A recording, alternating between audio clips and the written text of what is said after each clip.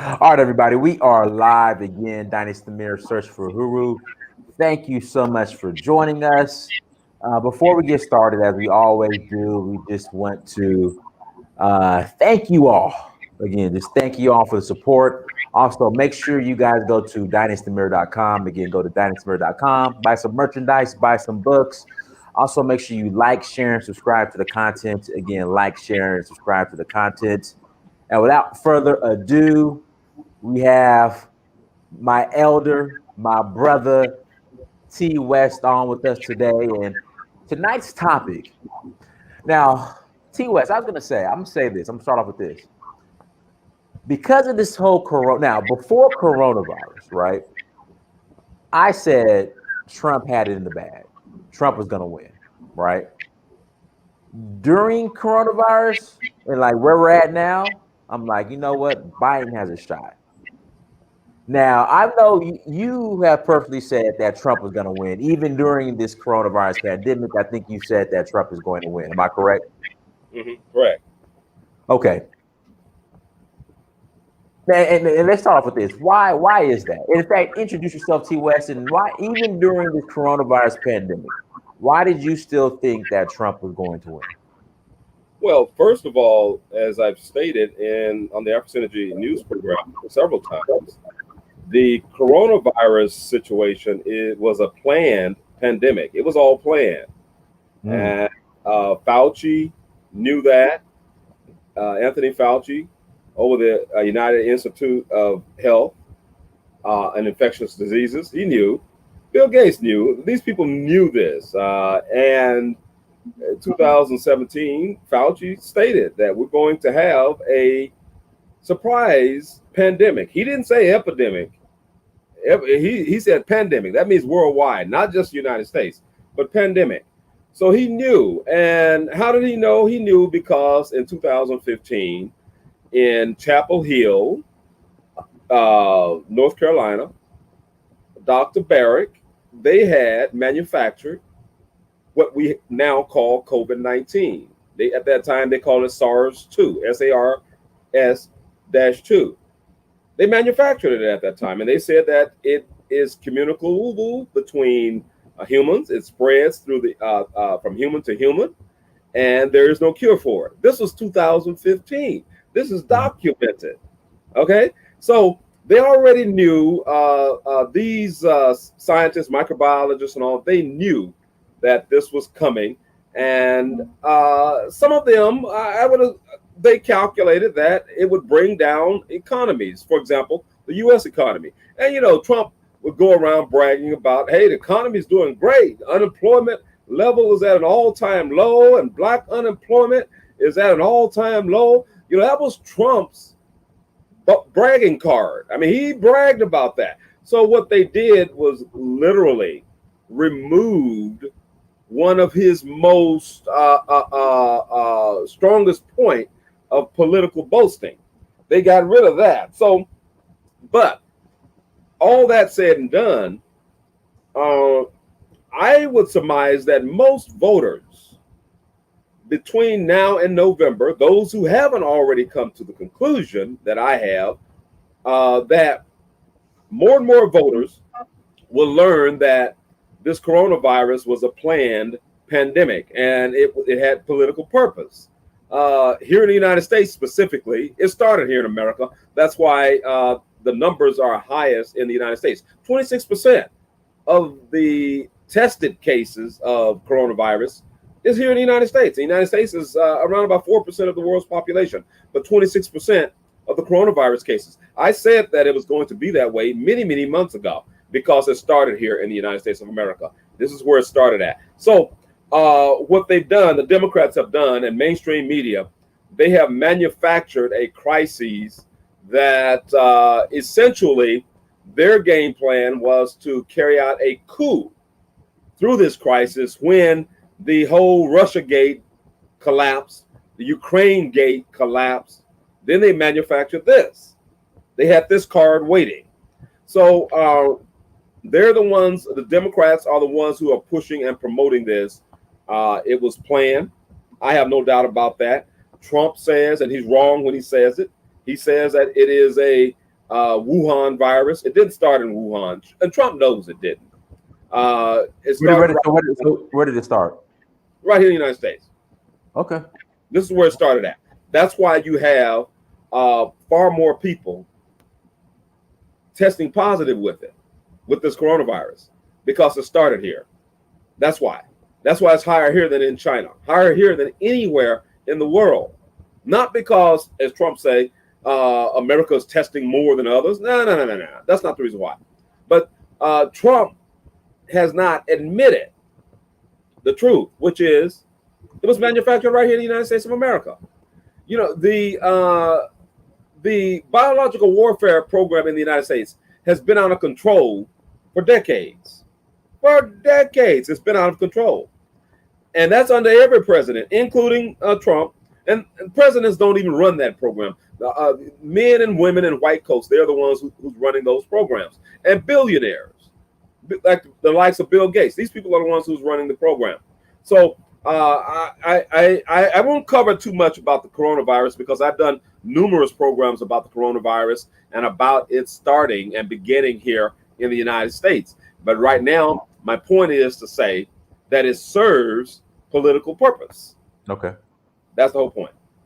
So political purpose in favor of Trump, or because right now everybody's mad at Trump. Well, not everybody, but a lot of people are upset at Trump because they feel as if he was lax in regards to the way he handled the outbreak.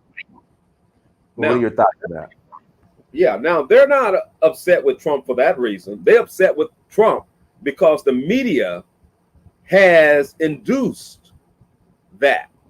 Okay, the media, what they do, CNN, MSNBC, Fox News, ABC, CBS, and all, what they do, they condition people to think a certain way. It's called social engineering. So they've engineered this over time, 24 hours a day. This is what they talk about. They talk about, well, who do you support? You support Fauci or you support Trump? Well, hell, Trump's president. Fauci's not president. Okay, so you're comparing two very disparate, very different things. Very different.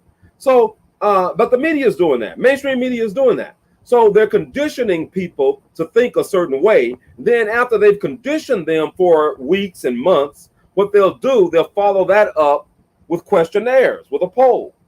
This is how the media operates. Okay, the same thing with polling. With polling, we saw it with Hillary Clinton back in 2015, 2016. What the media was saying, well, Hillary Clinton, she's ahead in the polls. She's got this, she's got that. She's going to get the white female vote, and on and on and on. Trump is not going to get the white female vote and all. But it turned out the opposite. Okay, but media was lying to you, and media is lying to you right now. And media makes a lot of money off of this too, because their most profitable season is during presidential and congressional elections. I mean, literally, billions of dollars exchange hands at this time of the season because of politics. And media is making a hell of a lot of money for all of the polling. You just saw a few days ago that Joe Biden has raised a record amount of money, more money in history than any other presidential candidate. All right? I mean, the Democrats, they're very, very serious in that they want to get rid of Trump.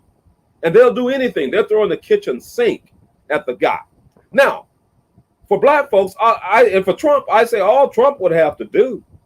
Listen, he likes executive orders. He loved them. When Obama was president, Trump kind of spoke against all these executive orders that Obama was signing off on, okay? Because Congress is not doing its job.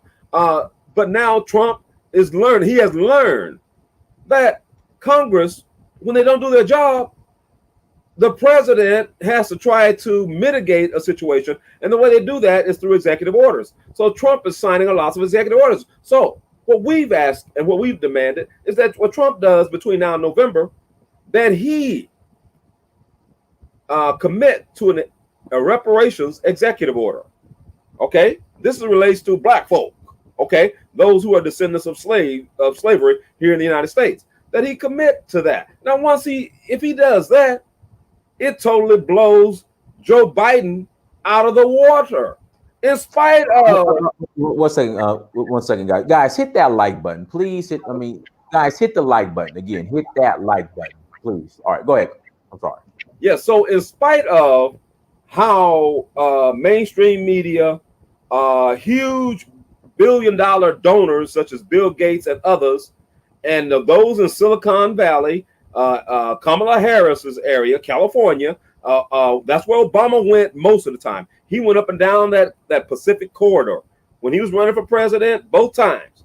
There's a hell of a lot of money between Silicon Valley and California, going on up through Portland, going on up through Seattle. There's a hell of a lot of money up in those areas.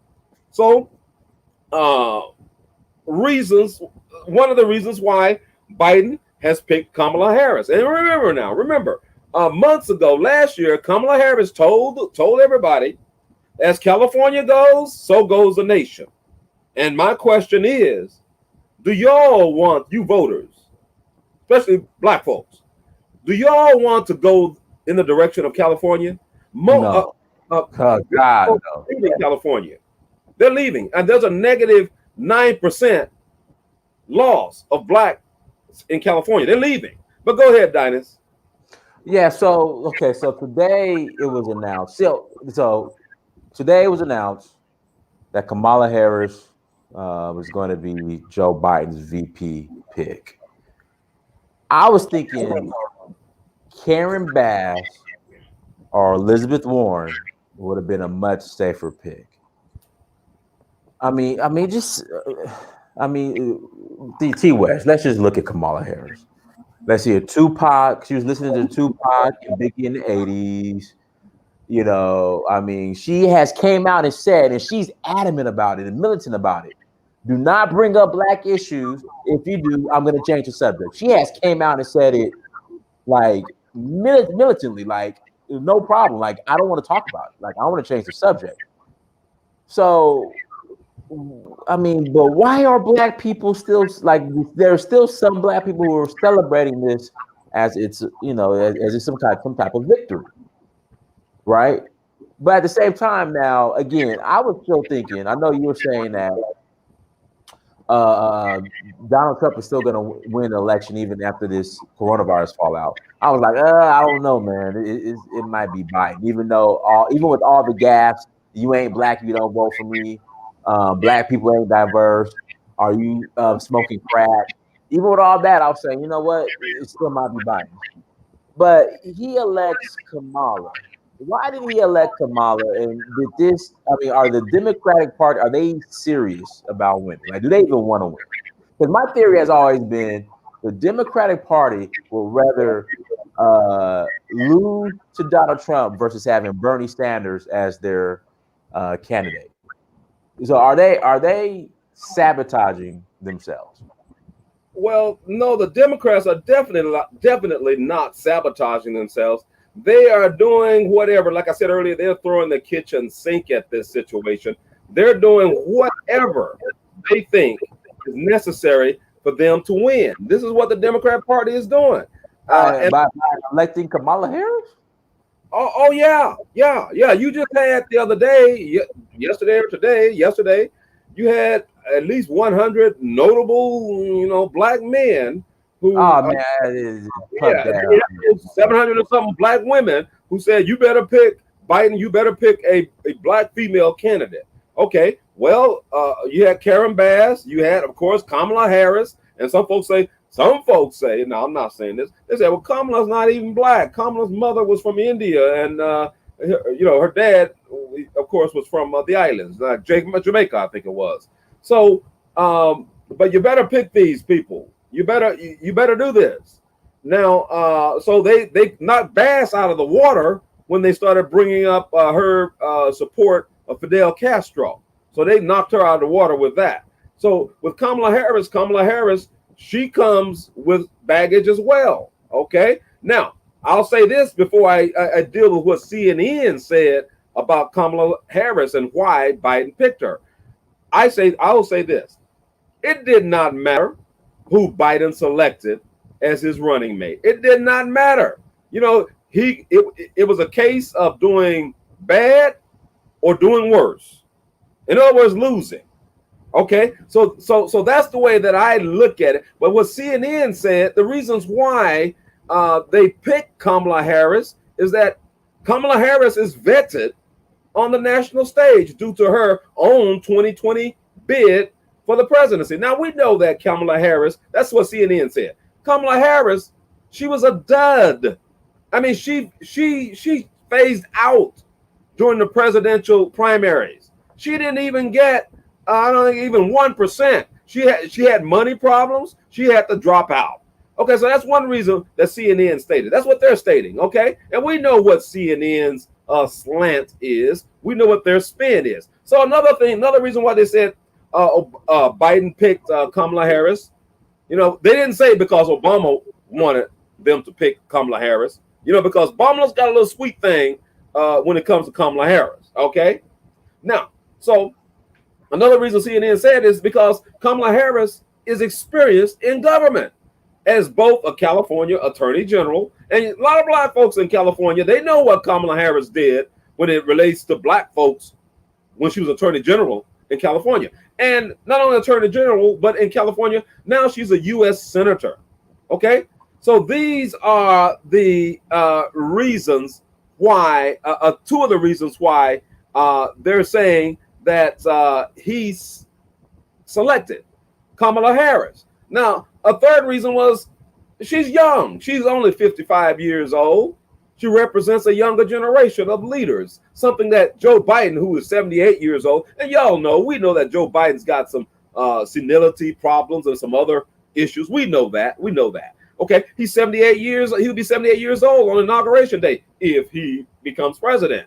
Okay, so her age was a major factor. In other words, they're setting it up a little bit like Barack Obama. Obama was young. He was in his 50s and everything when he ran for president and all. So they're setting it up that way. Now, another reason is because Kamala Harris is a historic pick as the first Black and South Asian American woman to appear on a major party's national ticket.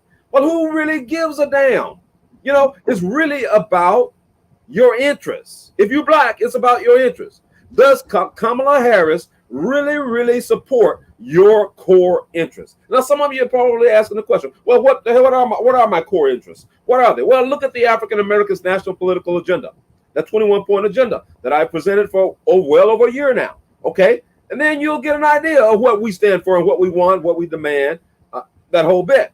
So the fact that she's her father was Black, her mother was from Southeast Asia, from India, you know, well, who cares? You know, it's really not whether you're Black or white or anything. It's really about whether those candidates support what are your core issues. That's the main part. Another reason why CNN said that Joe Biden supported or brought Kamala Harris on as his VP is because she has emerged as an outspoken voice on race. Oh, really? Some people know better than that. And the need for police reform following the death of George Floyd in May and the subsequent protests that is sparked around the country. Now, we know that Kamala Harris is not going to go on national TV and say what a lot of these folks protesting and rioting and anarchists, is a mix, out in the streets are saying, which is defund the police. Y'all know damn well Kamala Harris is not going to say that. You know she's not going to. All right, and some people are savvy enough and wise enough to say, well, yeah, she had a Black daddy. Yeah, she had a mother who was from Southeast Asia, India. Yeah, but Kamala Harris has a record, and it's not all good in California. It's not all good. So one thing about Kamala Harris, though, Kamala Harris, she can be nasty. Y'all saw her, she was real nasty with Joe Biden when she talked about the busing thing during the debates. She can be real nasty. So Biden is looking at Kamala Harris because of Kamala is an attack dog. I mean, she'll light right off into Trump. But let me just hush here for a minute, Dynas. Okay, go ahead. No, guys, make sure you hit that like button again. We have my brother T West on with us today. Hit that like button. Make sure you share. Make sure you subscribe. Again, the topic is: are the Democrats trying to throw the election? Because black folks don't rock with Kamala like that. I mean, there's some, but again, I think Karen Bass would have been a safer choice that wouldn't have uh, really upset black people. Though. I mean, because I mean, Kamala, I think this is a terrible pick, if you ask me. Especially if you see how our terrible her campaign was ran during the primaries, the Democratic primaries. I mean, she ran a terrible campaign. She could have run a campaign. I mean, she brags about smoking weed. She locks up black men for selling weed. I mean, this girl's a train wreck. Yeah, yeah. Well, look, why did John McCain pick Sarah Palin? You got a point. Here it is. John McCain, Republican, old guy. All right, and here Sarah Palin is. For some folks, a sex symbol. Okay, she was Right. young, white. Okay, all right, and she was assertive. Okay, all right. Now, does that sound familiar with Kamala Harris? Kamala Harris, young, to some people, pretty, sexy. Okay, versus Joe Biden. Here's Joe Biden is old white guy, having a lots of gaffes, forgetting things, saying things that literally proverbially where he shoots himself in the foot. Okay, so and then here you have Kamala. Kamala is there to try to take the attention away from that. Okay, Kamala is there as partly like a sex symbol. For some of the same reason that John McCain chose Sarah Palin. And y'all know what happened to John McCain. Well, okay. And remember, Kamala Harris is not going to be debating Donald Trump. Joe Biden is going to be debating Donald Trump. And I'll guarantee you, Trump is going to chew him up in a debate. It's going to be. I can't wait. Huh? I can't. It's gonna be comedy. I cannot wait. This is gonna be hilarious. Ratings are going to be sky high on that first debate. Sky high. All right. And the media. Let me tell you something. Mainstream media. Those moderators in that debate. I'm telling you before it happens. The moderators are going to bend over backwards to try to protect Joe Biden during those debates. You think so? Oh, yeah, I know so. Right now, the Democrats, they don't want Biden to even debate Trump because they already know there's a train wreck coming. Because there ain't going to be anybody else up there on that stage. Kanye West ain't going to be on the stage. Nobody's going to be on that stage but Joe Biden and Donald Trump. Okay? So there's going to be fireworks. Now, we know that Trump has his problems. We know that. I can tell you some. Okay? He's got his problems. But Joe Biden? No. Dixiecrat? Joe Biden? Hell no. Hell no. If you don't support me, if you support Trump, you ain't black. That's Joe Biden. I'm paraphrasing. Yeah, okay. Why are black people? I mean, okay, let's back up. Okay, if you don't vote for me, you ain't black. What's the next one? Black people ain't diverse like the Hispanic people. Then he told her he called the black reporter a crackhead.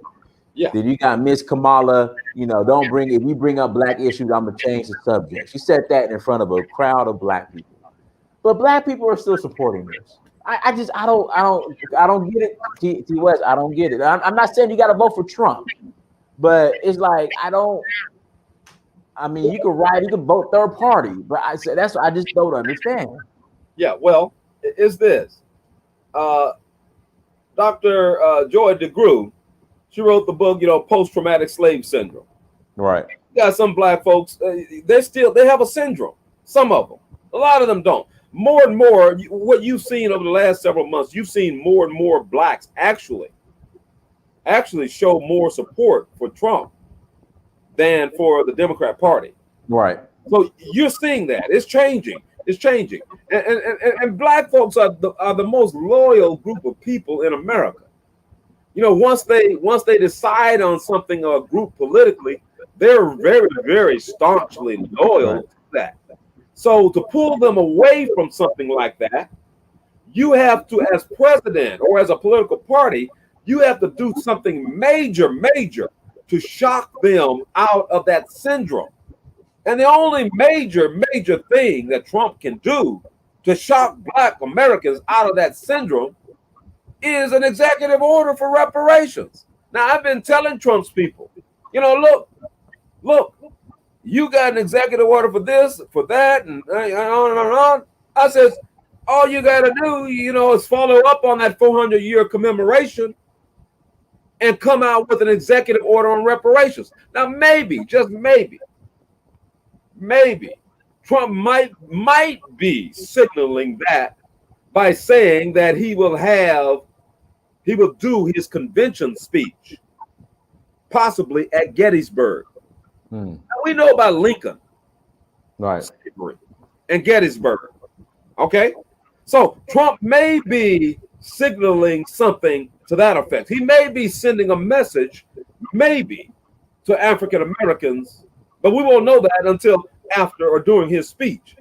If he decides to do it at Gettysburg, we won't know that until then. But you got to have an ace up your sleeve if you're dealing with a deep state system where you have state operators such as Fauci and others. They've been in government for 40 and 50 years.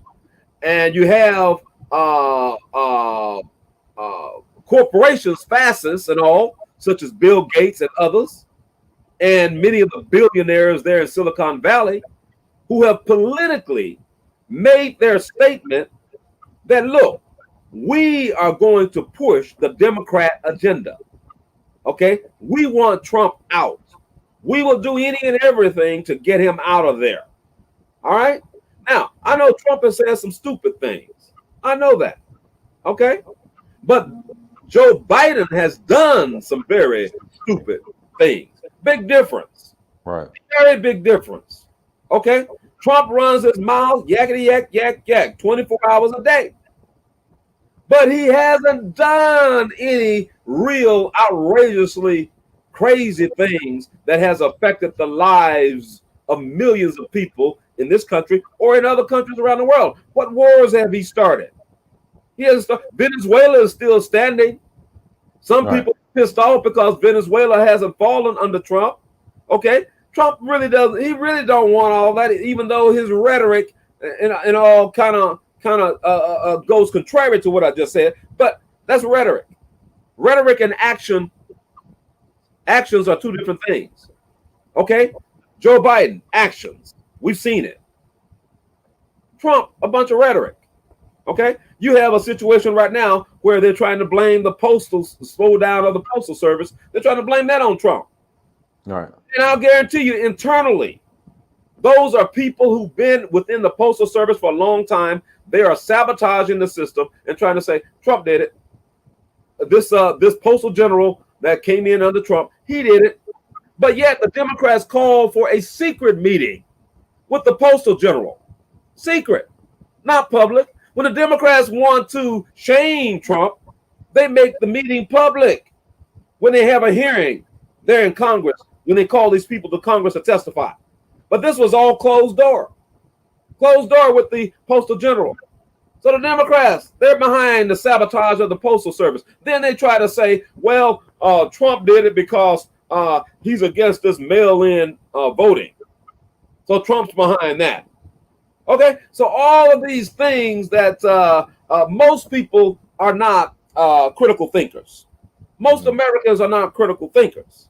You see, but I think about all these types of things. Now, let me change the tune a little bit. the Southeast Asians in America. They're very, very happy that Kamala Harris is on the ticket. They're very happy about that. Very.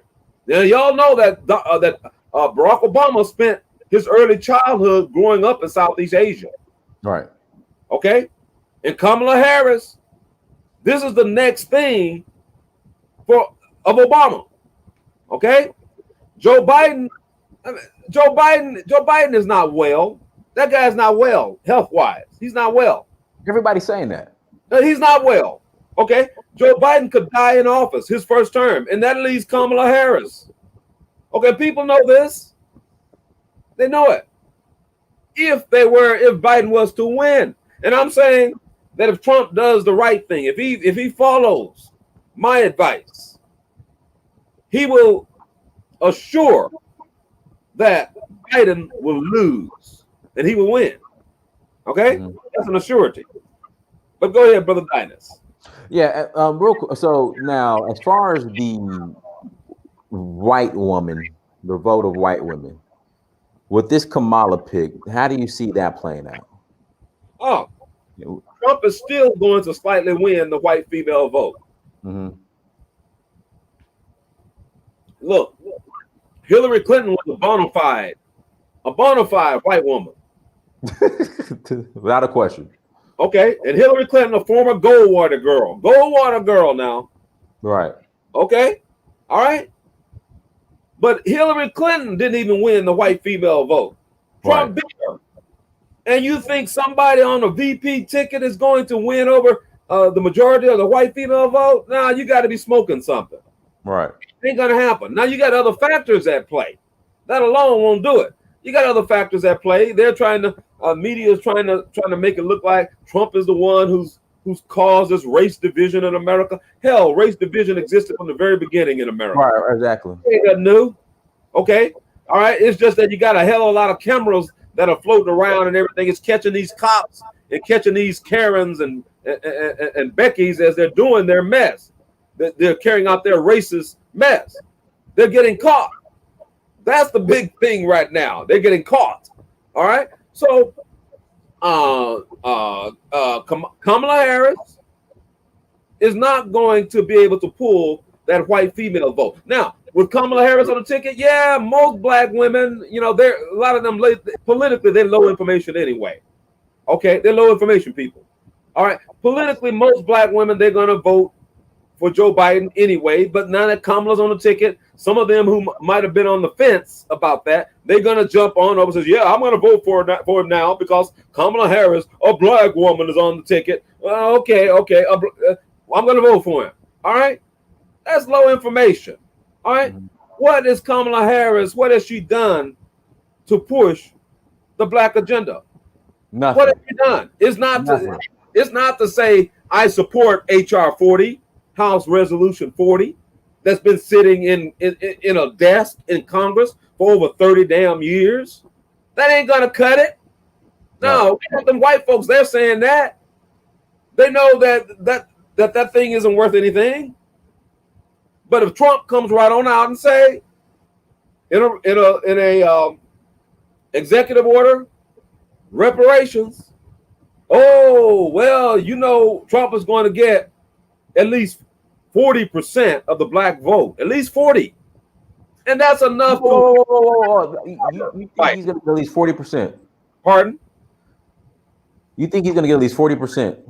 If he comes out with an executive order on reparations, yes, of course, certainly, at least 40%. He'll get 40% of the black vote. He's already going to get at least, I would say, at the lowest 15%. I would say at the highest, at least 20% of the black vote anyway. Okay. Now I know still got a little time before November election, and lots of things can change. Okay. Now what the media wants, mainstream media, what they want, the Democrat Party, what they want right now, they want early voting. They want to use the coronavirus for mail-in votes right now. Mail that ballot in right now. Vote right now. See, now the reason why they want early voting is because they've been spending years, the last 3 years, social engineering people to think a certain way about Trump. Okay? And they want you to vote based upon how they have socially engineered you. And the longer you allow it to go forward towards November the 3rd, the greater the chances are that that person is going to change their mind. Okay? But if you've already right now, if you're voting early, if you've already sent your vote in, your ballot in based upon, well, the coronavirus, that's Trump's fault. And Trump had nothing to do with the coronavirus. Absolutely nothing. That's his fault. If you already sent that ballot in, you can't recall that ballot. You voted already. And you voted on the socially engineered concepts that mainstream media has brainwashed into your mind. So that's why the Democrats are pushing all of this. You know, that's the political game. That's how they play. You know, that's the Dixiecrat Party. Remember that. They just changed their name to Democrat, but they were the Dixiecrat Party, the party of the Confederacy, the party of those rebellious Southerners, and you have some Northerners too, but who rebelled, right, and caused the deaths of tens of thousands of Americans. That's right. But yet, some of those bastards were paid reparations. Some of them were paid because they lost their black slaves.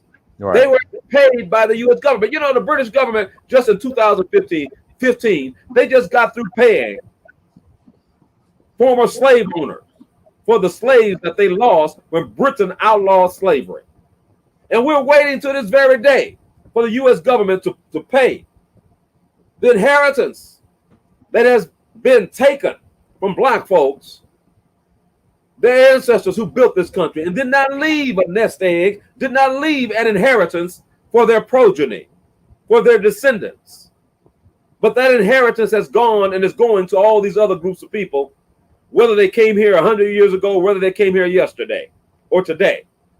That money is going to them. So America must deal with that reality, and the reality that you have a people who's been here for a little over 400 years in this country. They built this country. They're the most loyal group in this country. And America, the government, the federal government, state governments, county, city, municipal governments, they have not done these people right. They haven't done them right. And it's time for that.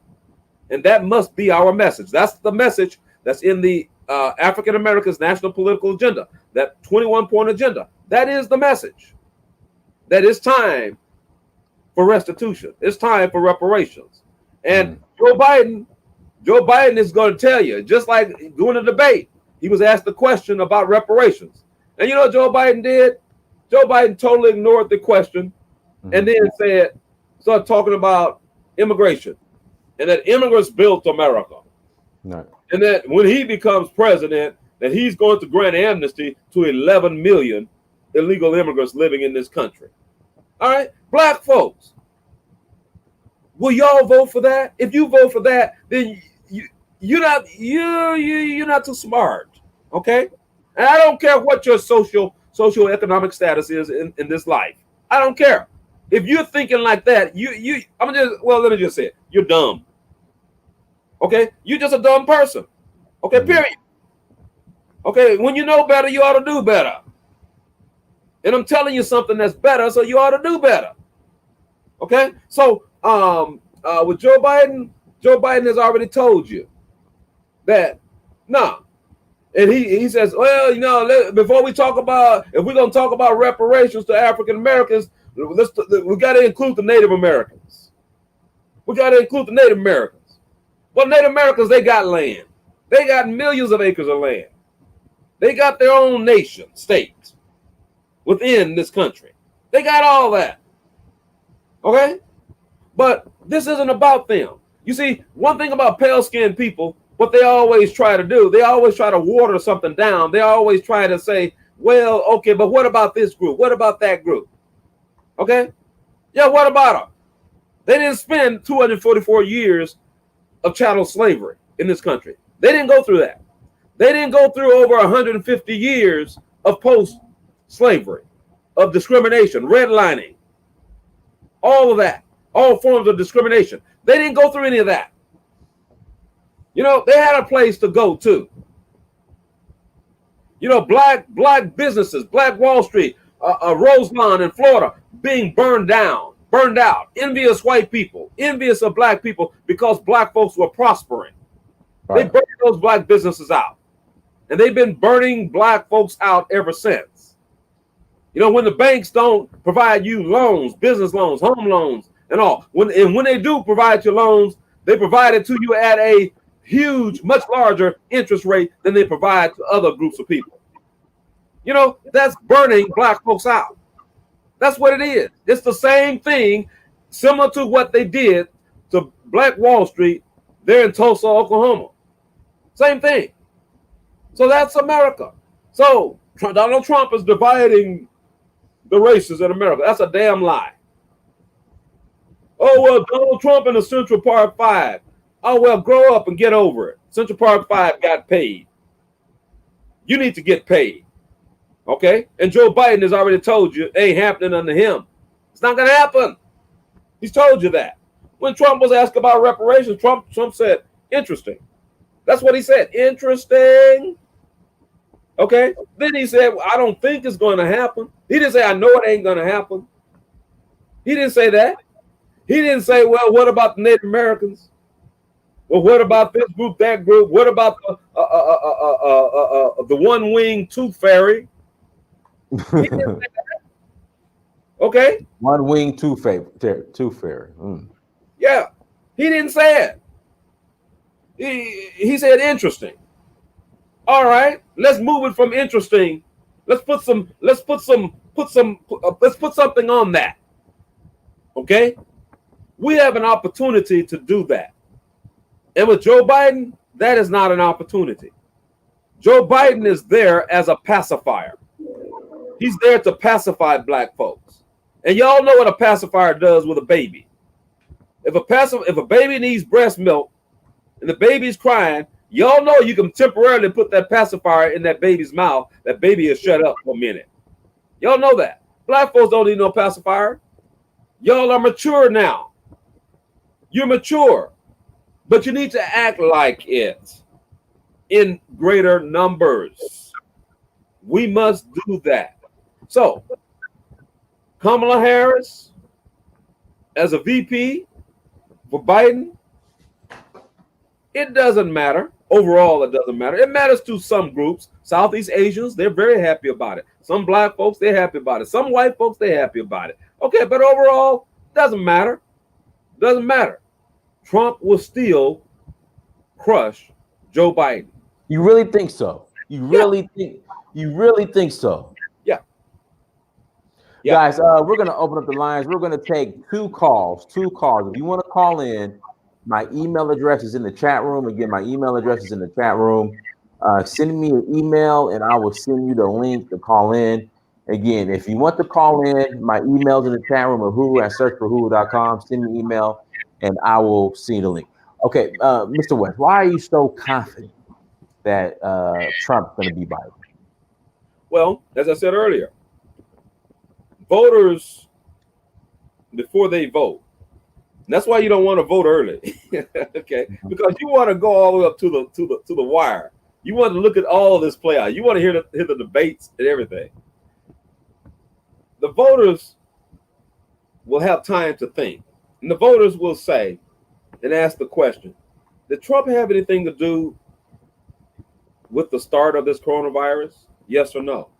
Hold on one second. I'm sorry to cut you off. Yeah. All right, people in the chat room that keep saying black men aren't going to vote for Kamala Harris because she's a black woman. No. Kamala Harris primarily identifies as Indian and half Jamaican or whatever. So I need you guys to give that heat to the Indian men that don't vote for Kamala Harris, okay? Take that to the Indian men. Have that energy for the Indian men who don't vote for Kamala Harris, okay? Thank you so much. All right, go ahead. Yeah, so what voters will ask that question. You know, did Trump have anything to do with this coronavirus that kind of tanked the American economy? And the answer will be no, he didn't have anything to do with it. And then maybe another question would be, well, could Trump have navigated this coronavirus situation better?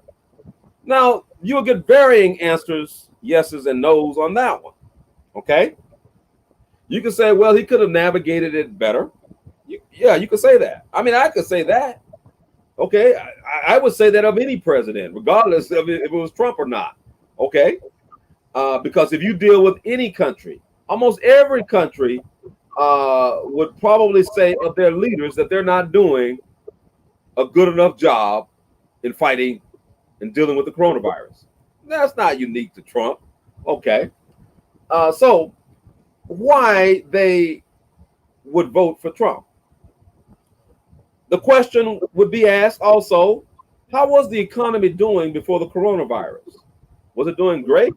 It was doing good. It was doing okay. It was doing great. And then, so you get a series of these questions. And then you'll get another question on foreign policy.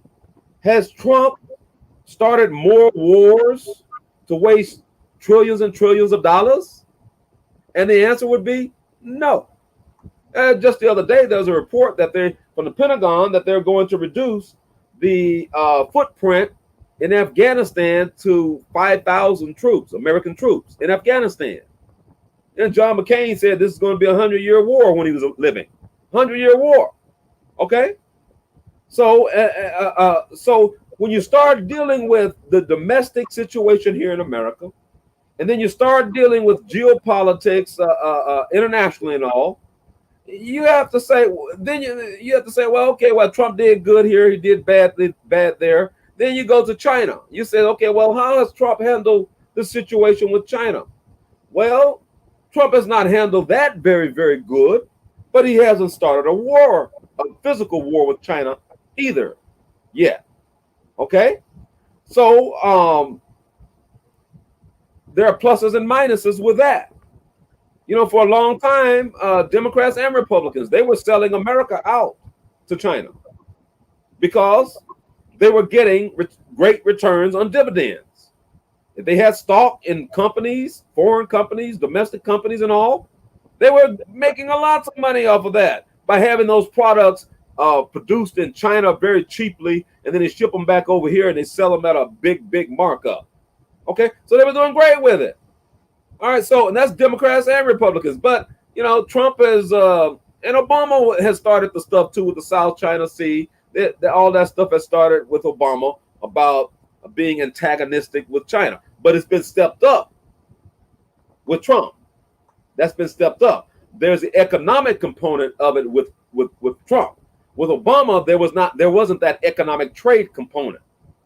But with Trump, there is that economic trade component with that. You know, an imbalance in trade. In other words, China ships far more goods to America than America ships to China. So on the area of foreign policy right there, those who are astute, which is not most voters are not that astute. Now, if you watch African Energy News, you become astute because we'll talk about this sometimes on the program. So with trade, all of that matters.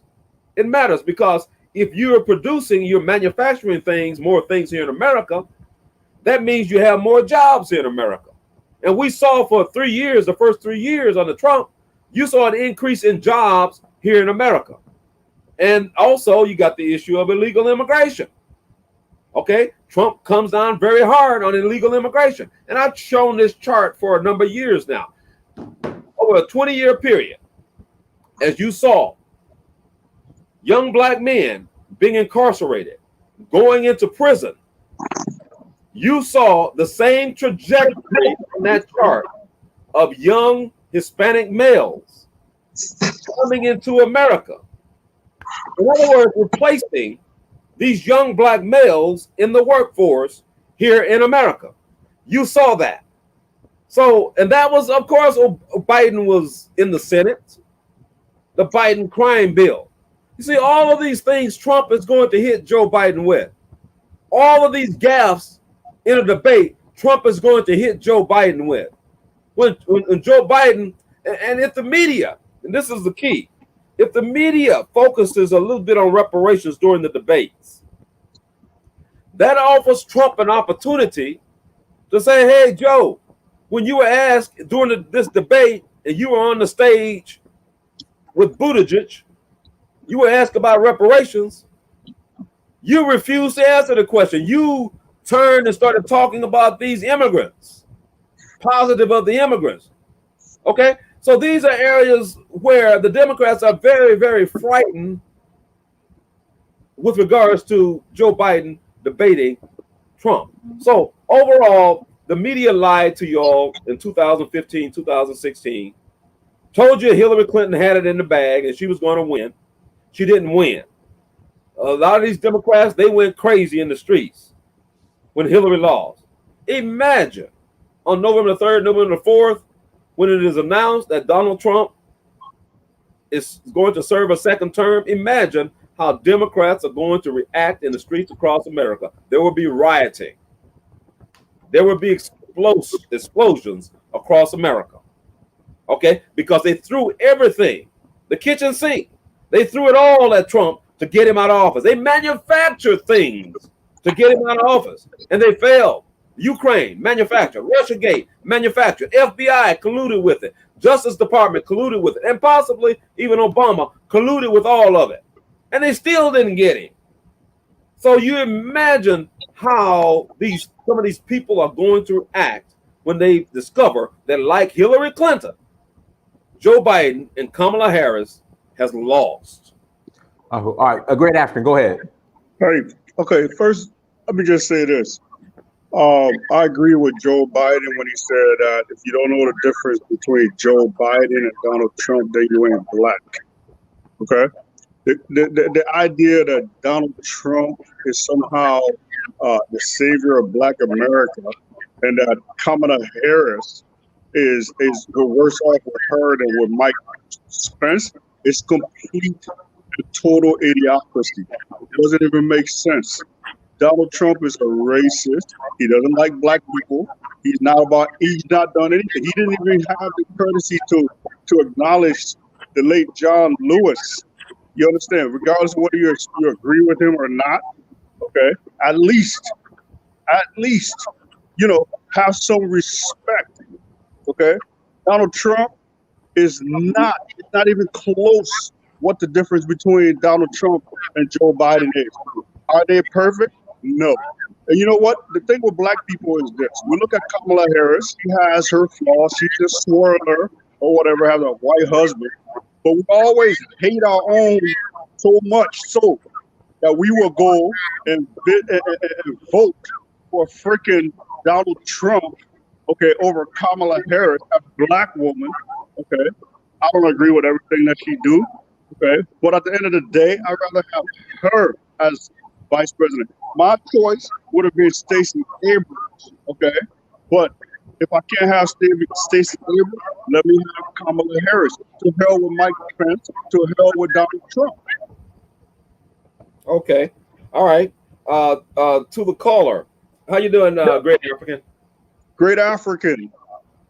How you doing, sir? Good. Very good. Very good. Thank you for your comment. Well, look. Yeah. Whether Donald Trump is a racist or not is immaterial. It is material to me, though. I'll let you talk. Okay, no, it is. You stated it is. I'm going to tell you why it's not. I'm going to tell you why it's not. Okay. Lyndon B. Johnson, former president Lyndon B. Johnson, a racist. You was. Black folks knew he was a racist. Martin Luther King Jr. knew he was a racist. But Martin Luther King Jr., for the greater good for black people, especially black women, black mothers, Martin Luther King Jr. sat down with Lyndon B. Johnson, a known racist. And Lyndon B. Johnson, a known Texan racist, sat down with Martin Luther King Jr. because Lyndon B. Johnson wanted to gain something by doing so politically. All right? You got to know the difference between emotionalism and black interests. Okay? At that time, the main interest of black mothers across America was how they were going to feed their black children. Now, I know because I grew up in that era of time, okay? And I knew there were some hungry days, okay? So I understood all this. All right, so Lyndon B. Johnson wanted the black vote. At that time, a large percentage of blacks were voting Republican. Blacks were Republicans before they were Democrats, and we know white folks have jumped. Okay, so they were voting for Republicans. Okay, they were voting for Republicans. Yes, but the Republicans of that time and the Republicans. Okay, but hold on. I don't want to debate that part of the issue because I'm coming to a main point of Donald Trump. Okay, the main point is, and I realize what you're saying, about to say. I know, I realize that, but what the main point is this? My point is to show that it doesn't matter that Donald Trump is a racist. Okay, what matters most is your interests as black people.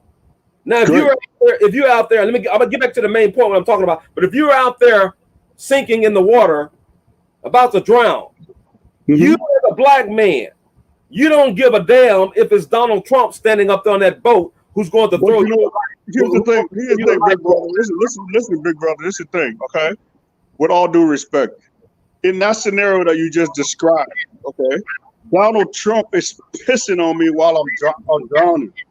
Well, you understand? But hold on. The policy that Donald Trump brings, that Donald Trump brings that's going to help me to keep me from drowning. Well, hold on. What is the fundamental thing that Donald Trump has done for Black America? Is that a question? Okay, I'm gonna tell you. Hold on. Hold on, Thea. I'm not defending Donald Trump. I can name one thing. Didn't Donald Trump, and correct me if I'm wrong, T. West, didn't he now, because of Donald Trump, doesn't the HBCUs now have permanent funding? Yes. That's a good point. That's one thing. But let me finish the point. Then I'm gonna get back to something. Okay, go ahead. Educate me, big brother. Educate me. Oh, okay. All right. So what you had with Lyndon Johnson, and I'm gonna get back to Trump. Okay, what you had with Lyndon Johnson signed that bill, the Civil Rights Bill in 1964, and then you had the welfare program, and you had pros, you had positives and negatives with that. But for the black women were able to feed their children. Some of these children were starving. They were able to feed their children. What Lyndon B. Johnson got in exchange for that from black folks was the black vote. And Lyndon B. Johnson said, I'll have these niggers voting Democrat for the next 50 or 100 years. That's what he said. Okay, what was the end? But Trump is killing those programs, though. He's killing all of them. He's killing everything. He's killing that. No, he's not killing everything. And I'll come back to that in a moment. Black folks don't need to be on welfare forever anyway. Those who don't need to be on it. We don't need it. So for me, I think welfare was the worst thing that happened to us. But it wasn't. Okay, I grew up in America. I was born in America.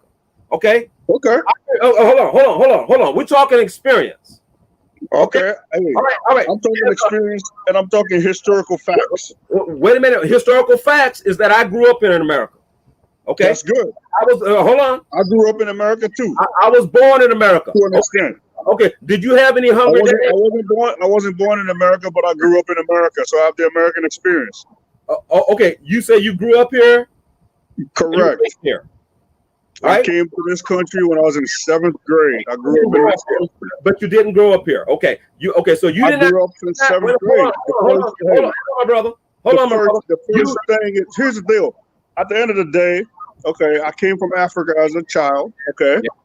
And my whole experience growing up was under American system. Yeah. You understand? Did you experience a hungry day? Did you hold on. I'm telling you the main reason. Listen. The main reason black mothers, as to this day, black women in the overwhelming majority will vote for the Democrat Party. And Lyndon B. Johnson said it in the 1960s, I will have these niggers voting Democrat for the next 50 or 100 years. The reason why was because the black mother, and you know this, whether it's Africa or wherever you came from, you know this, right. Mothers want to feed their children. Of course. Okay, now, because these mothers got that from the Democrat Party with a Democrat president in power, because they got that, they says, we're going to vote Democrat. Okay, because that served their interests, their life-changing interests. Now, the Civil Rights Act of 1964 served the interests of black people. That was the Civil Rights Act, but you have the welfare. Correct, but that's all under Lyndon B. Johnson. Okay, but listen. Who signed it into law? Hold on. I'm gonna educate you on this, brother. Okay, educate me. Hold on. You said you made your point about Lyndon B. Johnson. It was under Lyndon B. Johnson. I'm going to give you more information about that. Okay. It was under Lyndon B. Johnson, but it was a majority of the Republicans in Congress who voted for it, not the Democrats. Now, you didn't know that. Okay, now. Well, here's the thing. All right. There are Dixiecrats and there are Republicans. You understand? So we got to put it into context too. Well. See, look. I don't believe in just hitting on the whole Southern strategy. Look, the Democrats of those days became Republicans. Well, of course. We can go down that rabbit hole, but that's a rabbit hole. But here's the point. It's a rabbit hole, but it's also fact. Go ahead. You got it. You gotta hit it home. Okay, being born in America, ancestors who came through slavery, ancestors who built this country, ancestors who made this country great for other blacks to come into this country. Okay. Wonderful. All right. Hold on. Hold on. Here's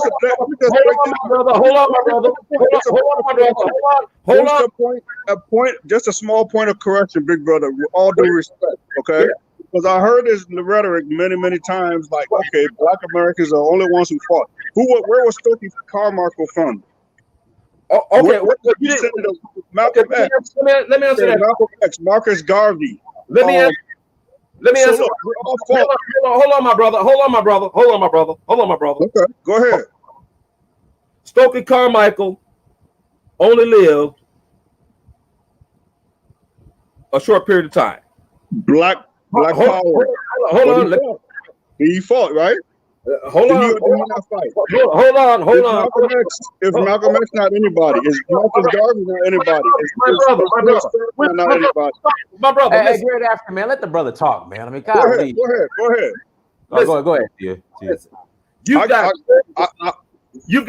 Listen. You've got 400 years. Okay. Stokely Carmichael didn't live 400 years. Of course not. Nobody did. Hold on. You can't comment to every sentence or half sentence. Go ahead. I'm gonna shut up and let you talk. I'll give you respect and let you talk. I'm making a point. Okay. All right. Because my African immigrant brothers and sisters, they need to understand this. Okay. Now I know you got some out there who are off base, some African Americans who are off base with this, but I'm going to educate you on this as to how it really is. Okay. 400 years, my ancestors were here in this country. 244 years of that, at least, was chattel slavery, building the great wealth in this country. All right, they didn't get any inheritance from their parents, from their ancestors, from that. Then after that 244 years. Then what you had sharecropping. You had all of the other ugly aspects of post-slavery. You had the Jim Crow lynching. You had the burnouts. You had all of that. All of that was happening. Stokely Carmichael wasn't here at that time. He was not here in that 244 years. Okay? He only came, his people, during the 150 plus years after the 244 plus years of chattel slavery. Now, come to the 1960s. Let's come to the 1960s, 1950s and 1960s. What blacks did in this country, those who came from the ancestors. Garvey came here for a little while, got thrown in prison for a little while, and then he got shipped out back to Jamaica. Yep. Now. But that wasn't Garvey inspired Malcolm X's father. Hold on. See, Malcolm X's father was in that 150 years, not the 244 years of building and shaping the great wealth of what America would become. He was not here. Okay, now. Okay. Can I just make one quick point? Big brother, can I make one quick point? Yes, because I got a certain area where I'm going to a conclusion with this. Okay, good. I just want to make one point, because when you start to separate the whole black struggle as ADOS versus everybody else, one thing you have to also understand is this: the Haitian Revolution Yeah. Okay. Yes. Hold on. I'll let you finish. Just give me Yes. Just give me 30 seconds to make a point. I'm not finished. The Haitian Revolution.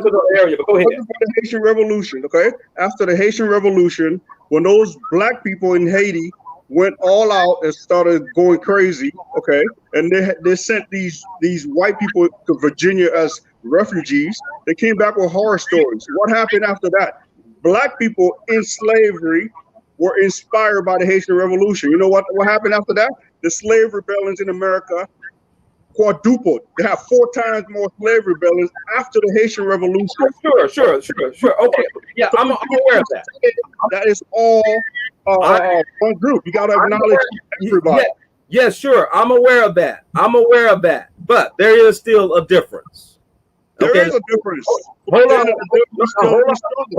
Hold on. I'm going to tell you what the difference is. I'm telling you what the difference is. And it's important for you to understand the differences, because when you're looking at allies, my brother, listen. When you're looking I'm an ally. Wait a minute. Hold on, my brother. When we're looking at allies, hold on. When we're looking at allies, all right.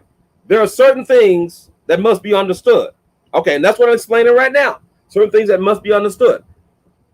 So what you had in the 1960s, now let's talk about allies. In the 1960s, what African Americans did, primarily African Americans, born here, came through the slavery, came through all that. What they did, they fought for the Immigration Naturalization Act. Prior to the Immigration Naturalization Act, which occurred in 1965, prior to that, Africans, Haitians, and other blacks, they were for the most part excluded. Of course, and they're still included today. Hold on. I'm not making a point for a comment. Okay, I'm making a point I'm making this point. Go ahead. To speak about allies. Okay. Mm-hmm. Listen. All right. So what African Americans did, they made that possible. Okay, they made it possible for your parents to come here, to immigrate here. They made that possible. That's allyship. You're allied with. Correct. Now, savvy and intelligent blacks who would do that, they're looking for the other side to also serve as allies once they come here. Of course, they have to. Now, Stokely Carmichael did not come through slavery in the United States. You had slavery. He came as an ally. Hold on. Yeah. He was an ally. You had slavery in America, in other areas, Haiti and the different islands. You had that. Okay. Correct. All right. Now, but we know that the big kahuna is the United States of America. Now, the Haitian struggle, we are for that. We are for that struggle. We stand for and with that struggle. Now, let me get back to Donald Trump a little bit. You mentioned about Donald Trump. Good. Okay. Let's. You've made some points. Well, let me ask you this. What has Kamala Harris and Biden done for black people? Kamala Harris, what has she done? And Biden, what have they done for black people? Okay, let me ask you the question. What has Trump done? Okay, that's I'm just saying, he's the president. He's the president. What has Trump done? Let me tell you. Hold on. Let me just say this. I'm going to ask you a question. Harris is a first-term senator. Can I answer the question that the brother asked? Yeah. Okay. Kamala Harris is a first-term senator. Okay. All right. All I can look at is what her voting records are in the Senate, what she's voted for, what she's advocated for, and then I can look at what Trump as president has advocated for, what he shut down. Okay, so if we look at Kamala Harris and what her intention was and what she has advocated for versus Donald Trump, is not close. Donald Trump said that the people that were showing up in Charlotte, in South Carolina, those racist people who killed a human. He did ask the question. That's not policy. That's stuff. Harris called out Joe Biden. Policy. Let's deal with policy. Let's deal with economics. Policy. I'm talking about voting records. Show me something that Trump has done on a policy level. Okay, all right. That's your question. Okay, all right, I got it. Kamala Harris is not good for. I got it. Trump is not running against Kamala Harris, but let me just make that clear. All right, now. All right. Sorry, I don't understand. Now, what Trump? I'm taking Kamala Harris over Mike Pence. I'm sorry. Okay. Well, what Trump has done is this. I don't care about Kamala Harris or Pence. Okay, but Trump and Biden. What Trump has done that has been positive for blacks is this. I'm taking notes. All right. Very good. Give me the first one. All right. Here's the first one. Permanent funding for the HBCUs. Okay, that's good. Point of concept. I'll give him that then. I'll read up on that. That's something new that I didn't know. All right. I'll read up on it. And the way he did it, the way Trump did it, what Trump did with the power of the presidency, Trump started that HBCU situation with an executive order. Okay, that gave the HBCUs a record amount of funding. The Democrats, not to be outdone in the House, not to be outdone, they said, well, look what Trump just did. He just did something that was bigger for the HBCUs than Obama. And the HBCUs, generally, you're dealing with a little bit of the higher socioeconomic blacks, okay? Mm-hmm.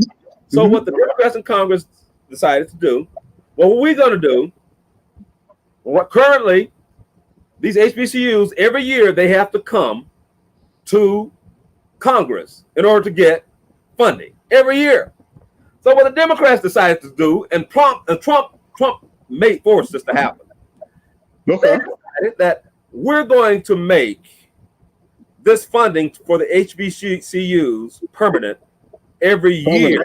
And they don't have to come. And it wasn't just the Democrats, Republicans voted on it too. Okay. But it was Trump who triggered that. That's okay? good. Not the Democrats. Okay, that's okay. I just want to get my son goes to Howard. Some flesh on that. Okay. Now you got the whole story. Now here's the second thing. Across the United States, earlier I mentioned a chart that I presented that showed a 20-year trend of black male incarceration over a 20-year period. And then what I did, I overlaid young Hispanic males for the same 20-year period coming into this country, into America, most of them coming here illegally.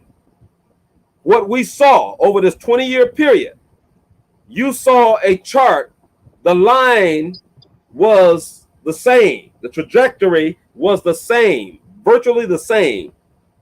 As black young males were being incarcerated, they were replacing these young black males in the workforce by these Hispanic males who were coming in from mainly Mexico over a 20-year. That was the Republican policy. No, that was a Democrat and a Republican policy. Republicans were bringing in Hispanics in order to buffer the black vote. No, that's true. What they were doing. They were hoping that they would be more conservative. Not true. It's not true. If you, my brother, listen. If you state something, don't rhetorically state it. You come here. It's not rhetorical. I'm looking at. Hold on, my brother. Go back to George Bush. The first thing that you should do, you just stated something as if it's a fact. The first thing that you should do. Wait, hold on. The first thing that you should do, you should state according to this source. Okay, now I can tell you with the 20-year trending. I can tell you. That's good. Hold on. Go ahead. I can show you the Pew research with those numbers. Okay, now it was both Democrats and Republicans who were a part of this whole allowing millions of illegal immigrants to come into the country. Republicans had their reasons for it. Democrats had their reasons for it. That's my point. Now, let me finish this point up. Now, so what Trump did with this chart that I'm telling you about, what Trump has done in these first 3 years that he's been in office, when Trump clamped down on this illegal immigration into America. In Mississippi, you had hundreds and hundreds of people at those meat processing plants who were arrested by ICE. Okay? In Mississippi, that town is predominantly black. Those blacks could not get those jobs before because those Hispanics had those jobs. Okay? When ICE went in there and raided that place and arrested nearly 800 of them, blacks started getting those jobs. So across the country, you saw this happening in plants and businesses across the country. So when Trump cracked down on that, what that helped do, and we know and you know, is as a fact, that over the last 3 years before this coronavirus came into the equation, black unemployment was dropping along with white unemployment. It was dropping. In fact, there was happening under Obama too, brother.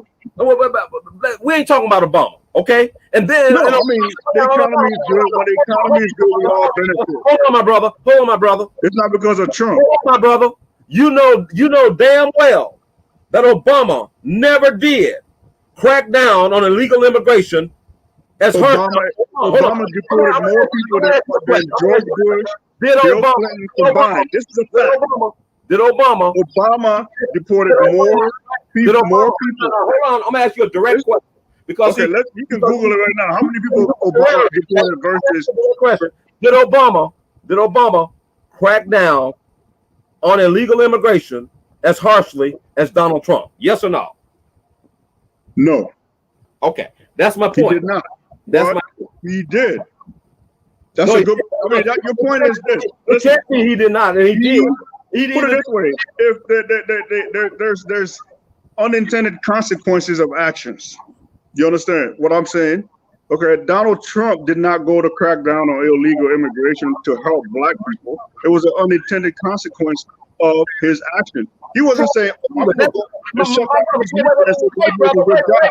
my brother, no, I can't let you wait with that. You said Donald Trump did not crack down on illegal. No, I did not say that. Listen to what I'm saying. Hold on, my brother. Hold on, my brother. I'm asking you another question. Listen. You're saying Donald Trump. You said Donald Trump did not crack down. I did not say that. Hold on. What I said? Hold on. Know what I said? I know what you said. Now listen. You said don't say it. Don't put words in my mouth. I'll let you talk. Don't put words in my mouth. Hold on, my brother. You asked a question. I mean, you made a statement. You said I made a statement. You said you said Donald Trump did not crack down on illegal to benefit people. No, wait, no. Correct. You're right. I said that. Donald Trump said this. Donald Trump said illegal immigration is hurting black people more than it's hurting any other Americans. He said it. You just didn't hear it. Okay. You listen to CNN, MSNBC all the time. No, I don't. What I'm telling you is this. Donald Trump's crackdown on illegal immigration is not because he was trying to help black people get untrue. That's my opinion. Folks, I know you just said what you just said again, and I'm going to say again. Donald Trump cracked down on illegal immigration because illegal immigration was hurting Americans, and black Americans are Americans also. It was hurting America. Period. Correct. And it was hurting, and it was hurting black Americans the most. Okay. Yeah, I mean, anything that hurts Americans hurts black Americans the most. Black Americans. Okay, guys. So here we go. So permanently funding HBCUs. And Donald Trump cracking down on illegal immigration, which benefited black people. So that's two things. T. West. I agree with those. I can concede the point. So great. T. West is giving you two. Give us one thing that Kamala Harris and Joe Biden have done for black people. Just give us one thing. Go ahead. One thing.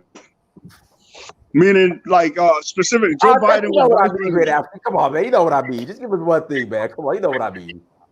Okay. Well, for one thing, they defend our rights. Oh my God! I'm begging them straight. Come on, they do. They don't. Well, laugh at it. I knew it was coming. Go ahead and vote for Trump.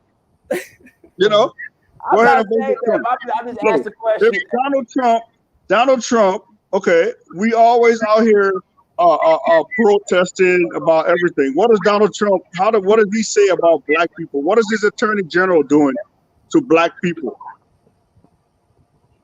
Okay. You understand? Okay. All right. No, y'all can laugh. You can laugh what you want, but the point is, Listen. You Yeah. asked a question. No, hold on. You asked a question. I don't want you to go anywhere until I've answered your question. go Okay? ahead. Answer my question. Answer my question. I'm going to answer your question because I come Let's with talk about. Okay, let's put it in broader context. Let's put it in broader context. Okay, Listen. go ahead. Listen. During the Trump administration, for black people, you had what's called the First Step Act. Over 93% of those who are being released from prison under the First Step Act was under Trump. Okay. I agree with that. All right. Now you talked about criminal justice. You asked the question, what is the Kamala Harris does have a spotty history with that. Hold on. I'm aware of that. Go ahead. Hold on. What has Attorney General Barr done for black people in America? Well, let me tell you this. Under this particular Attorney General, which not all of the 3 years was under him, okay, by the way, under him, there has not been a record number of black men going to prison. Instead, there have been black men who are being set free from prison. Okay? Now, let's contrast that, my dear brother, with Joe Biden. With his 40 years in the U.S. Senate, Joe Biden bragged and boasted about the crime bill. He said, the 3 strikes and you're out. He said, that was me. He was proud of the fact that if you found just a small, minute amount of crack cocaine on a black person, and you found this amount of cocaine on a white person, the white person gets to go home. That black person goes to prison.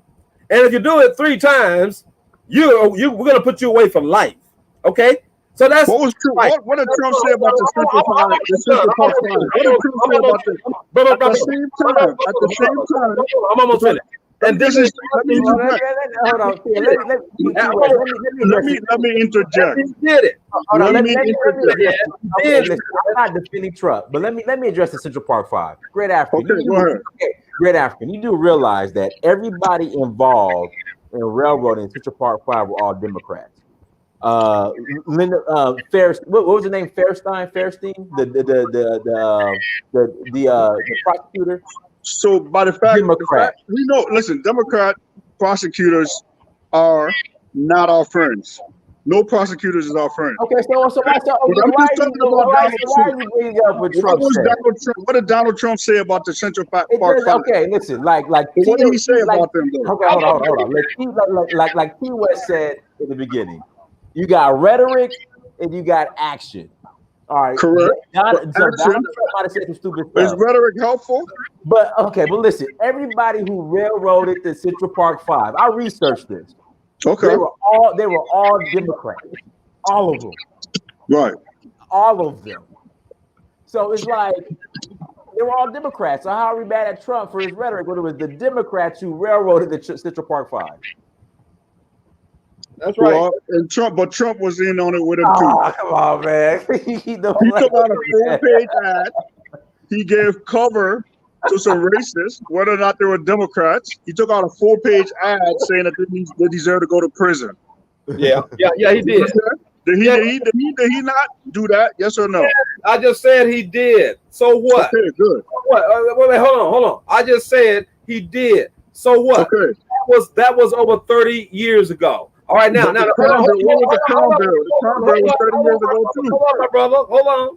Go ahead. Over 30 years ago, and what I'm saying right now is that do you believe in any level? If you believe in any level of redemption, okay? When Trump comes out and says, "Well, yeah, I did that 30 years or so ago, but now you know what? What I want to do, I want to pardon certain blacks that Obama never would have pardoned in prison. I want to commit to the First Step Act to get blacks out of prison who shouldn't have had a life It sentence. shouldn't have been. Huh? Right. Okay. Trump said I want to do that. So that's three things. HBCUs, illegal immigration, and now First Step Act. And then we can So you know what? You got some points. You got some points. You got some very good points. So you know what? Let's do this. Let me come back on the show after I do my research. We can have a real debate. You better do it because you did it intellectually. Let me do more research. You obviously did your research. I'm coming in based on what I see. You understand what I'm saying? You didn't you can see more and see better. If we want to get specific on policy points of Donald Trump versus Joe Biden, then give me some opportunity to do some research and come back and we debate. That's fine. That sound good? That's fine with me. That's fine with me. But realize I'm gonna be ready for you. I'm already ready for you. I'm gonna come back at you too. That's fine because you know, my dear brother, I love you, but you kind of weak in this one. No, I'm not weak. I have some points. There's no doubt Donald Trump is a racist. There's no doubt that Donald Trump you full of rhetoric and talking points. That's what you full of. Okay? I'm not full of talking points. Rhetoric and talking points. Okay?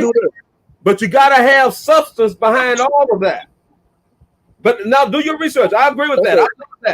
I love that. That's what I'm saying. Okay. On my channel, I say we don't deal with BS. It's only PhD stuff. Donald Trump encouraged mob justice. Okay, with the Central Park Five, he did. Wait. Now let's go to Central Park Five, man. Look, come on, man. That stuff dead, stale. Central Park Five, they got paid. They got their millions. Okay, you didn't get nothing. Okay, all right. Let's move on from that. Next. Okay, so next. So Donald Trump straight up says that Black Lives Movement is a hate group. Okay.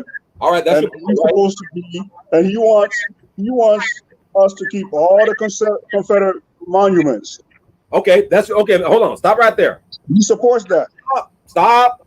You made 2 points. Okay, and I like it. You don't run on with things. So when you're in a debate, you make 1-2 points, and then you stop and you get a response. Okay. Go ahead. That way, what's your response? What's your response to the fact that 2 points as a taxpayer? Hold on, let me just say this. As a taxpayer, okay, as somebody that pays taxes, why should my tax dollar pay for parks that have Confederate generals, okay, who killed and maimed and enslaved black people?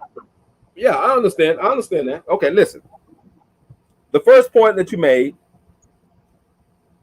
Well, the second point you made was about those Confederate statues. What was that first point? Okay, go ahead. Black Lives Matter. I'm gonna say this about Black Lives Matter. Black Lives Matter is a bullshit organization anyway. So I'm not gonna defend Black Lives Matter. That's a bullshit. Hey, I'm gonna defend it because. Okay. Let me ask you this, Great African. Let me ask you this. Great African. Let me ask you this. I support them over Donald Trump. Okay, but let me ask you this, Great African. The money that's donated, the funds that's donated to Black Lives Matter, where does it go? I don't even know how much money, who donates what to Black Lives Matter. You understand what I'm saying? Listen, all I know is when black people get murdered in the streets, when black people started getting murdered or being murdered in the streets, they actually stepped up and said Black Lives Matter. That's what I look at. Okay, I understand. Great Africa, I understand that. We're looking for injustice against black people.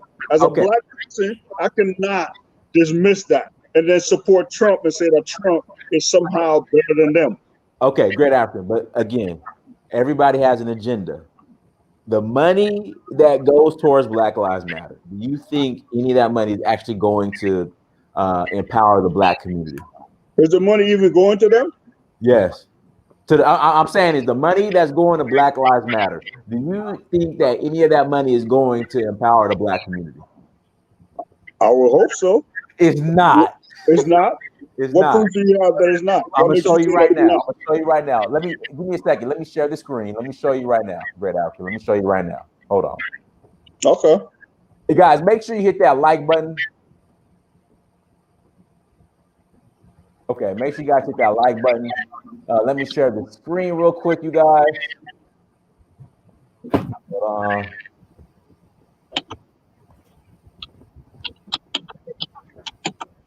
All right, so I'm on the Black Lives Matter site, all right? When you click donate, all right, you scroll down.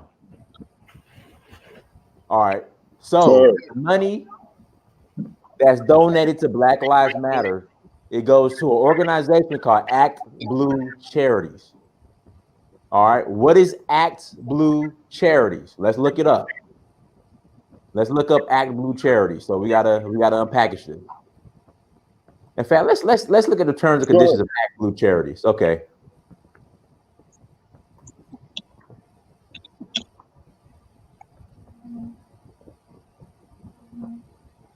So what you're saying is that Black Lives Matter is the NAACP taken over by white people. Yeah, exactly. You didn't know that? No, I don't know that. Yeah, well, now you know. So the money that goes to Black Lives Matter goes to Act Blue Charities. Okay, what is Act Blue Charities? So here's the thing. All right. Trump, who's Senator Jeff Sessions? You remember that? Okay, this is my point. Okay, so this is what we're arguing. Okay, this is what we're arguing. Hold on one second. Let me bring this back on. What you gotta understand, great African. There are races on both sides. All right. Yeah, I agree. Okay, and so what we're arguing, right? Kamala Harris and Black Democrats, right, for the most part, are nothing more than house Negroes. That's what they are. They are house Negroes. They're not going to serve our best interests. And Kamala has been militant. Don't believe me? Look it up. When you bring up black issues, she said herself, when people bring up black issues, I want to change the subject to something else. She said it herself. So again, I'm gonna write in Claude Anderson. I'm gonna write in Claude Anderson for my vote. I'm gonna write in Claude Anderson. But this started with Hillary Clinton. I was trying to get people to explain how is Hillary Clinton the least of two evils between her and Donald Trump when you look at her track record. And we're in the same position right now. Like, how is Joe Biden and Kamala Harris the least of two evils of Donald Trump? Is Donald Trump a jerk? Absolutely. Is he an ass? I agree. But I mean, look at Joe Biden's and Kamala Harris's track record. And how can you just overlook that? It's tough. It's an ugly. It's not a good decision. It's not good. Like, I know some of the things that she did when she was also Attorney General of California. I'm not saying that she's perfect. I'm not saying that she is. I truly believe that, if I have to pick between the two, I have to go with them. But at the end of the day, Trump, he nominated Jeff Sessions as his Attorney General. Okay, this is somebody that was against Martin Luther King, made inflammatory statements, actually a lot of things. No doubt that Jeff Sessions is a racist. He took him and put him in charge of and made him the top cop in the United States of America. We can't ignore that. Okay, we cannot ignore that. And then look at a black woman and say, oh well, she's just a house girl. I mean, there's no excuse for that. Yeah, but okay. But Joe Biden was pro Jim Crow. But Donald Trump also said, that Joe Biden is not pro Jim Crow. Now you were just saying, Big Brother, that you were talking about, that was 30 years ago. Okay. But if you say pro Jim Crow and then you run to Donald Trump, how does that make sense? When Trump is constantly when you see black, what did you say? What did Trump say about black protesters? right? He said that they should have been roughed up. You know, like they should. That's what he's doing. My brother. My brother. Talk And then about what we'll do real quick. Hold on. So we'll do one more round. So T West, you could respond to Great African, and Great African can make a statement, and then we'll go ahead and start. We'll go ahead and close out. okay, we can close out, yeah. There were two things that my brother said. One was Black Lives Matter, and my brother Dynast, you commented about that. Yeah, Black Lives Matter is a hodgepodge of different things. All you gotta do is really look at where the money's coming from. All right, they serve some good purpose. They serve some onward purpose. Okay, so but then you mentioned the Confederate statues. Trump is wrong about that. Yeah. Okay, Trump is half right about his statement about Black Lives Matter. He's half right about that too, because within that organization, people who are working within it, you have anarchists, you have people who want to overthrow government. You have it's part of what we call color revolutions. Revolutions are political strategies that have been carried out in foreign countries by the CIA. And essentially here in the United States, they have turned inward, and they are sponsoring that inside the United States in order to carry out a coup. And this coup is against Donald Trump. So that's what's going on in the streets across America right now. There are some good aspects of it, because when you have a George Floyd situation, yeah, people should protest. People should be bloody mad and angry about all that. But you also have opportunists out there also, which is similar to color revolutions that were carried out in different countries. You saw it carried out in Libya in 2011 under Barack Obama. Obama, Susan Rice, Hillary Clinton, all of them, they lied. They knew they lied. And they said it was a peaceful protest. And when in fact, it was not a peaceful protest. You had those people there, they were carrying these things out in running a Western objective of overthrowing Libya. And you got the same thing, a similar thing happening right here in America right now. And their objective is to overthrow the Trump administration. And you have not even possible. Hold on, brother. I've already proven that on more than one occasion that you come in here and you don't know what you're talking about with something. No, don't say that. Don't say that. Don't interrupt. You made statements and you stepped in your poo-poo. Okay, you did. All right, now. All right, so you have a situation here in America, like Philip Mudd, former CIA agent. He said to Donald Trump, "We always win." This is a CIA guy talking about the president of the United States, something you didn't even know about. Okay, I just mentioned it to you. Go do your research. Philip Mudd said this. We always win. The CIA has never been elected to nothing, anything in this country. Okay, you got a president of the United States elected by the American people, but yet you have a CIA damn agent who's saying we always win. We're going to get you. Okay, all right. So when you have that, you have in America what has also been carried out in foreign countries. You have a color revolution that's happening right here in America, and it is through and within the Democrat Party. That is what's happening. And most of y'all, low information folks, y'all don't know anything about it, but that's what I teach you. That's what I show. You don't know anything about these things. So I'm trying to help bring you. What do you know about that? No. Don't cross over into like insult because you got a couple of points. Because if you get into that, listen, let's talk about Ronald Reagan. Let's talk about Ronald Reagan. All right, now, but what I'm saying to you is this. This is the United States government. We know the United States government has always had CIA operations happening in America. Now go ahead, my brother. That's not a Democrat issue. But I ain't gonna overtalk you. Go ahead. Yeah. And so your point about CIA operations, okay, that's not a Democrat issue. Donald Trump has openly supported white nationalist movement. Did I say that the CIA thing was a Democrat issue? I said it is mostly, hold on. I said it is mostly the Democrats and mainstream media who are behind it. That's what I said. So they're behind Ronald Reagan. Like, we haven't been trying to assassinate Muammar Gaddafi since the 80s under Ronald Reagan? My brother, what does that? My question: What does Ronald Reagan, who's been dead a long time and been president far longer back? But you're bringing up CIA. You brought up Muammar Gaddafi as an example. You brought up Muammar Gaddafi as an example, okay, of some Democrat, Hillary Clinton, Barack Obama, who got rid of Gaddafi. So what I'm saying to you is, when you get into foreign policy, United States foreign policy is very, very consistent. It's not different when it's a Democrat or a Republican. I didn't say it was. Okay, well then, hold on, my brother. Hold on, my brother, too. Did I say it was different? Hey guys, we gotta close out. Like so, we gotta close out. Part 2, you guys. We will do a part 2.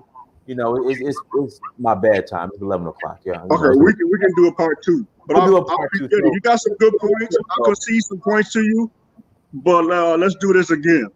Okay, cool. You gotta do your research because I don't believe in fools. I got enough research. But you came good with the Trump. I'll tell you this. I didn't know about the permanent funding.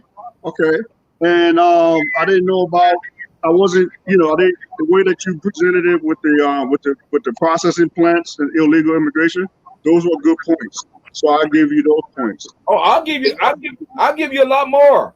You're gonna give me everything because I'm gonna give you a lot more. Okay, let's do this. All right, for everyone. Respect. For joining. I enjoyed the conversation. We will do a part 2. We'll get it scheduled. Until next time, family, Dynasty Mirror Search for Huru. Peace. Peace. All right.